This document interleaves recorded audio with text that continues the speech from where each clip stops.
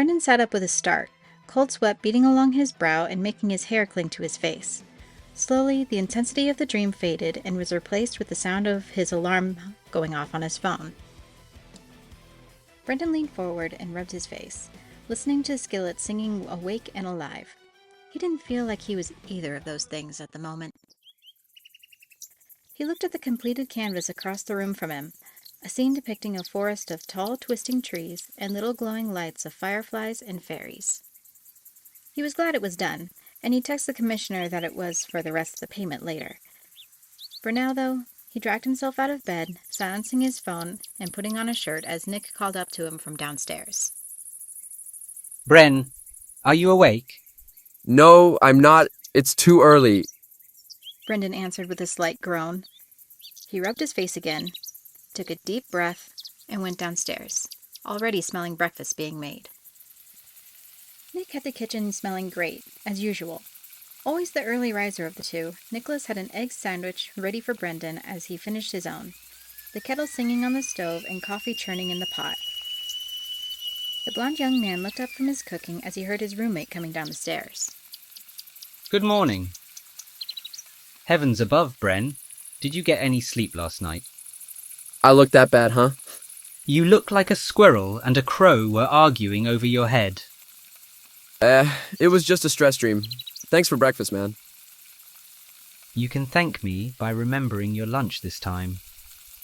Stress, huh? About Abby? Maybe, she seems to be doing okay, though the doctor told her she can't be too active. What about your mom? How did her visit go? It was a good visit. She has a client around here she's touching base with. So I'm glad she was able to stop by for a bit. Ditto. Sorry I missed her. She didn't stay long. Hard to believe finals are around the corner.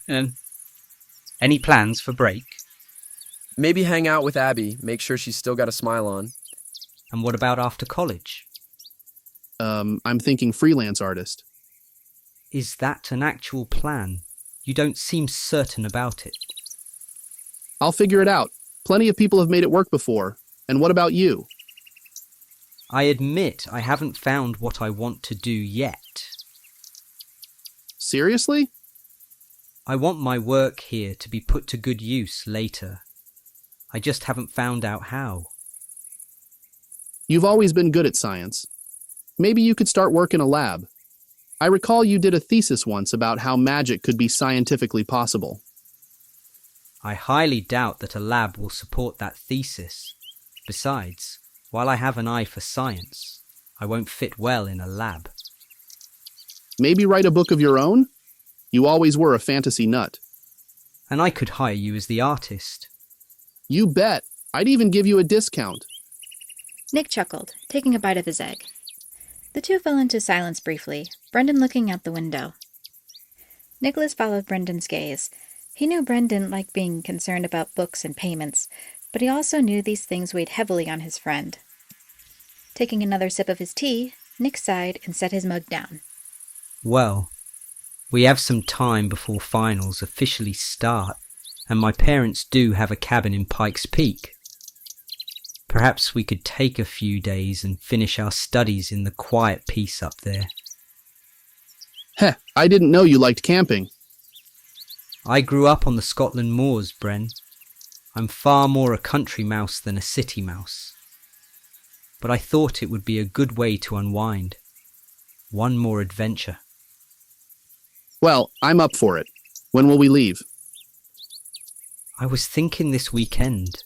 It will be just a few days up there to relax and prepare. I can let our professors know the plan when I go in. Sounds like a plan to me. It's been a while since I've been camping, and one more adventure does sound like a fun way to open a new door. Say, Bren, when was your first class today? 11? Why? It's 1:45. Oh, shit. Nicholas laughed as Brendan stuffed half the sandwich in his mouth and held it there while he got his shoes on and grabbed his bag. He took the bite and waved at Nicholas, sandwich in hand. Nicholas waved back and watched Brendan fly out the door and up the sidewalk. He then sighed and looked at the abandoned Tupperware full of leftovers that Brendan was supposed to take for lunch. I suppose some things are just inevitable. Allow me to interrupt this story to thank my sponsors, you guys. I couldn't have gotten this far without all of you subscribing and liking my uploads. If you'd like to support me further, you can check out my Ko-fi. A donation of any kind will give you access to behind-the-scenes updates, while becoming a tier member will give you special perks like raffle entries for giveaways or early access to content. Thank you all again for your amazing support. You can follow the provided QR code on the screen or poke the links below. Now, back to the story.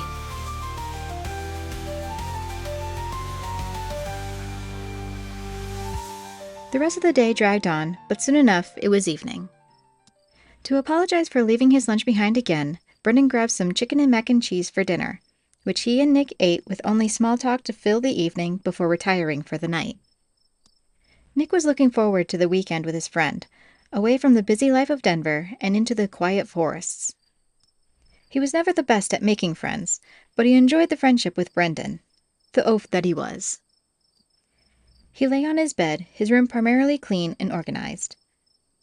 Nearby was a collection of books he kept on him at all times. He enjoyed the old stories. Old fairy tales of wizards and magic were his bread and butter. He grabbed one of the books and lay on his bed, only to grunt in discomfort as he lay on something hard. A bit annoyed, Nick grabbed the object and lifted it up to see what it was. It took him a moment to realize it was the heirloom his mother had given him for good luck in college. It was a purple jewel that was very rich in color and vibrancy, surrounded by a silver frame and hung on a gold chain. It was a lovely piece of jewelry, to be sure, if a bit loud. It's been in the family for countless generations. It's always brought protection and good fortune.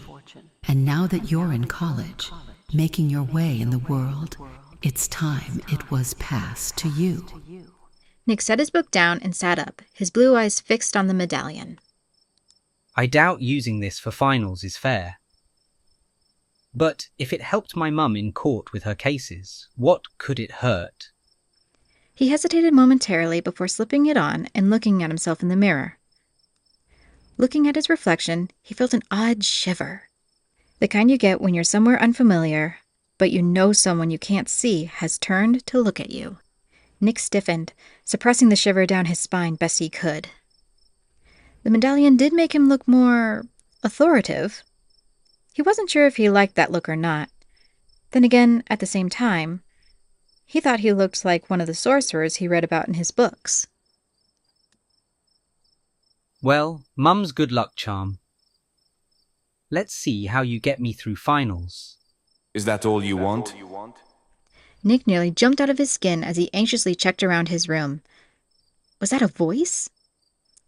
He read the history of the house they were staying in, finding it and the land had no record suggesting of any haunting. He was sure he and Brendan would have noticed a haunting beforehand, too. Try the mirror and look at the bed. Nick swallowed and slowly did as he was told. And there, laying on the bed in the reflection, was a creature that seemed like a sizable, shadowed caracal cat. Long ears swiveled towards him, and royal purple eyes that matched the gem Nick was wearing shone towards him. The tips of the ears seemed to trail away like smoke, along with the end of its tail. It had an intelligent look in its eyes as it slowly smiled at Nick. So Lady Marie has passed me along to her son. Thus the circle begins anew. Who? What? You realize those that seek magic often find it, correct? At least that's what most humans get right about the subject. Who are you? I go by a few names, but you may call me Atrix. I'd ask your name, but it's improper to ask questions you already know the answers to. Nicholas Griffin. Unnerved that this thing knew his first and last name, Nick tried to regain his composure. This creature was talking about magic. One shouldn't show fear toward any creature of magic. And what are you? A logical question. I am a Mara, a creature most people associate with sleep paralysis. though that's only when I need to feed. That is why you can move and speak in my presence right now. Know that I would never hunt your dreams, Nicholas. While finals is a petty thing to ask my aid in, I will aid you. My dear boy, you have much more potential than you give yourself credit for. What do you mean? All in due time, my boy. For now, we need to get more acquainted. A trip to the cabin will be a nice start. You'd best start packing. Nick sat up and looked around his room. It was morning, just a few minutes before his alarm would go off. It was a dream? He then noticed the pendant around his neck, shimmering in the morning light. He quickly got up and looked in the mirror again. Nothing. It was a dream. He wiped the sweat off his brow and shivered. He never had dreams like that before. All the same, Nick still had to pack. He quickly removed the pendant from his neck and set it on the dresser before stepping out to shower, deciding that would be the best next step.